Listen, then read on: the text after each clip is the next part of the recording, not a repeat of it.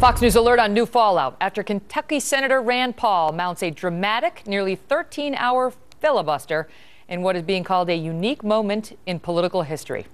That is now winning praise from both sides of the aisle. That's where we begin this brand new hour of America Live. Welcome, everyone.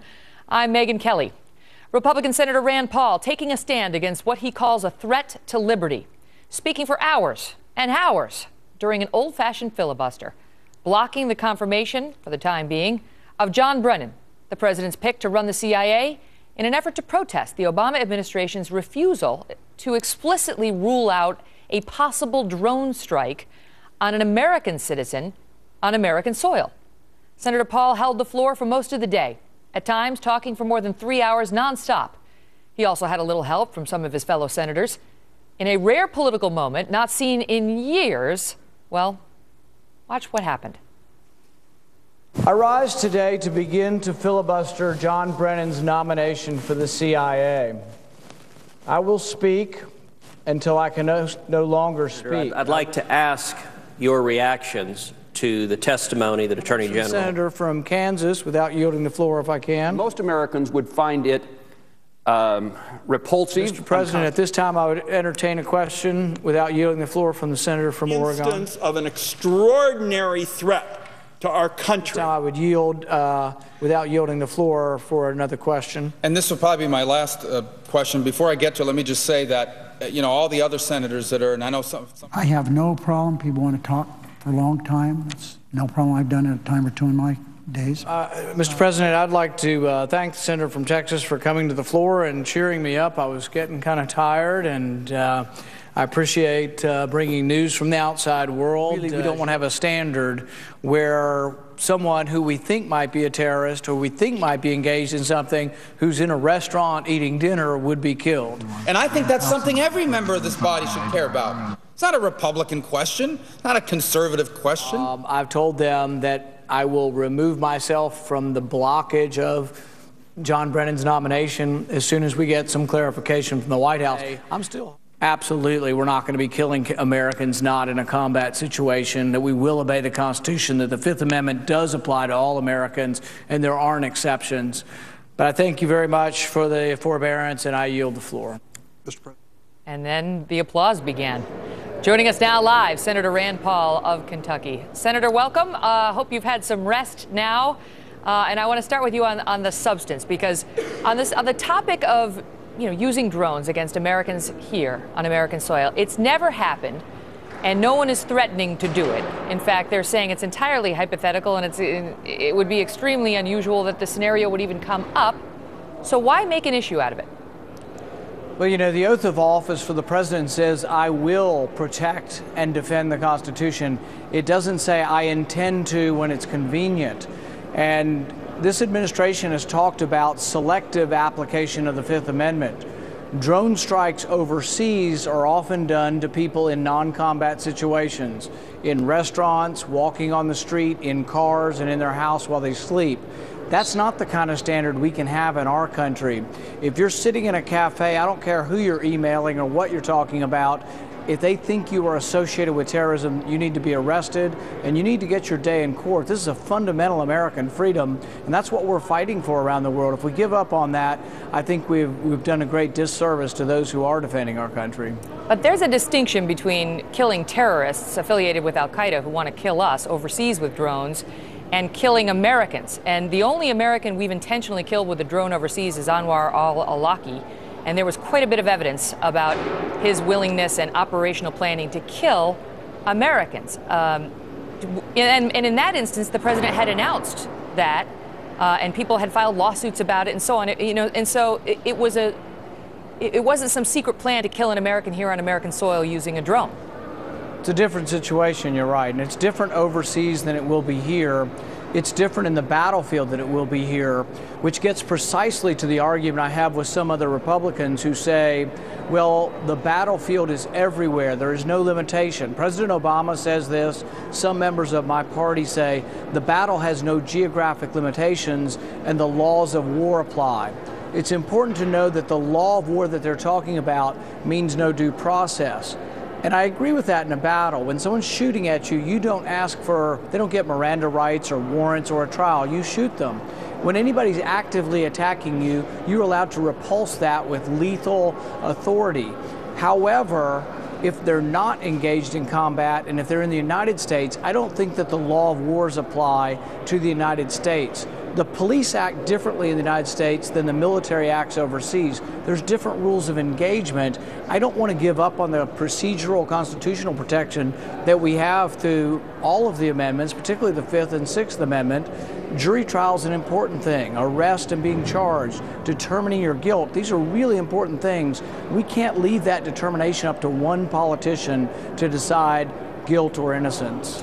As you know, there is a history, sadly, in this country of our having to make decisions like this. And when you first wrote to the Attorney General expressing your concern about whether we might use a drone here on American soil, he wrote back saying, look, hypothetically, in some imaginary circumstance, something might be possible, he said, if necessary, to protect the homeland in circumstances of a catastrophic attack, for example, Pearl Harbor or what happened on 9/11. On 9/11, that fourth plane that those brave passengers brought down in Shanksville, Pennsylvania, Vice President Cheney, with the okay from President Bush, had authorized that plane to be shot down. And that would have killed a whole lot of American civilians to save thousands of lives. I mean, why would you tell this president that he doesn't have that authority if something else would happen? I'm not saying he doesn't have that authority. We're talking about targeted drone attacks on individual American citizens. I have never argued that the president doesn't have the right to make immediate decisions to protect our country from attack. When it's an imminent attack like that, F-16s were scrambling. I have no opposition to that. So Attorney General Holder answered a question we weren't asking.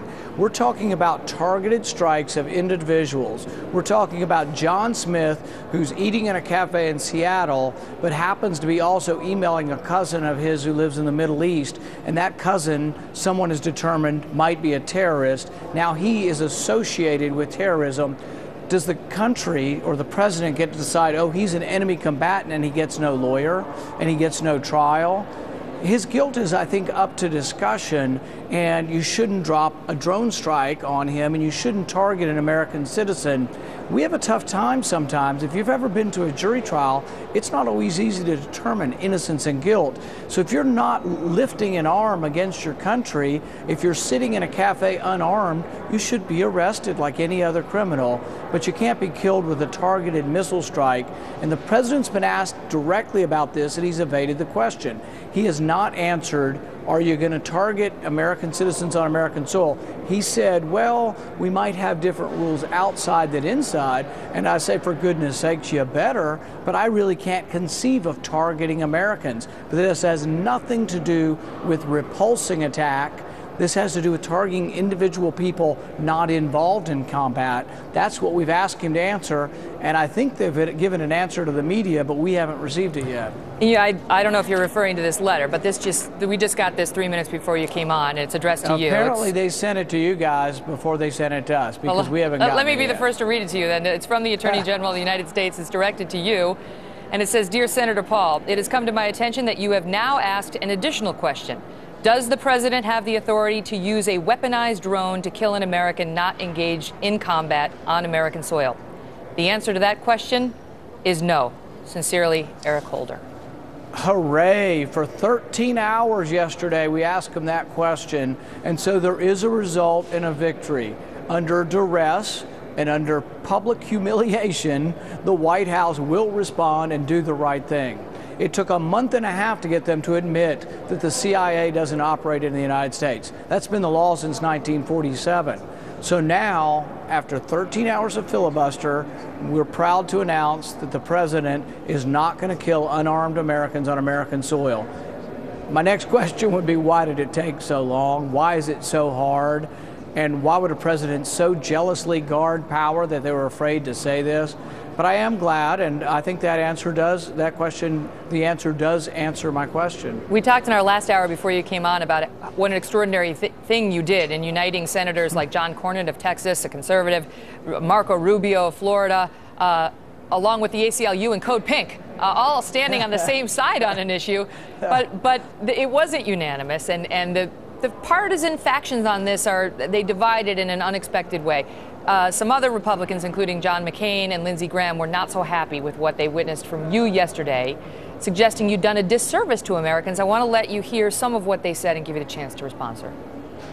We've done I think, a disservice to a lot of Americans by making them believe that somehow they're in danger from their government. They're not. But we are in danger. We are in danger from a dedicated, long-standing, easily replaceable leadership enemy that is hell-bent on our destruction. That he wants this president to tell him that he will not use a drone to kill an American citizen sitting in a cafe having a cup of coffee, who is not a combatant. I find the question offensive. 2 points there. Number one, they suggest you're focused on the wrong danger. Number two, they think you're demeaning the office of the presidency. Your thoughts?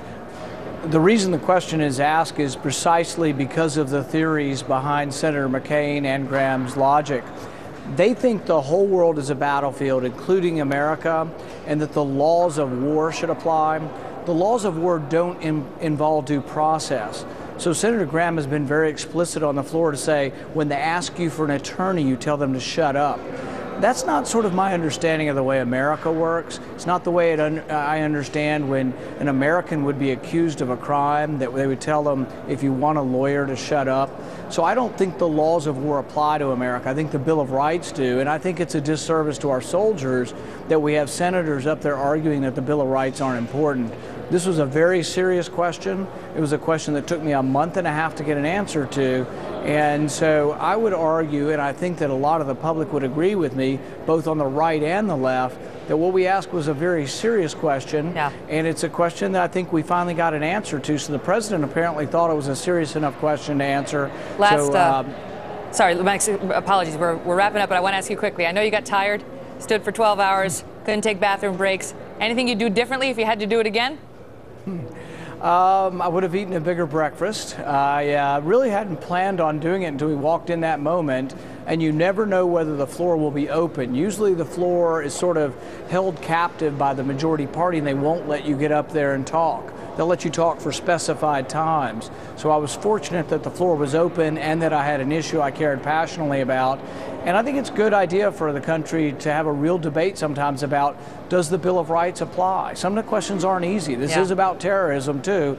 So does the Bill of Rights apply, and when does it apply is a really significant question. Well, it's a good thing you had that candy desk, little known candy desk in the U.S. Senate and the Milky Way candy bar. Senator, thank you so much for being here. Mr. Rand went to Washington, everyone. Mr. Paul. New questions coming up about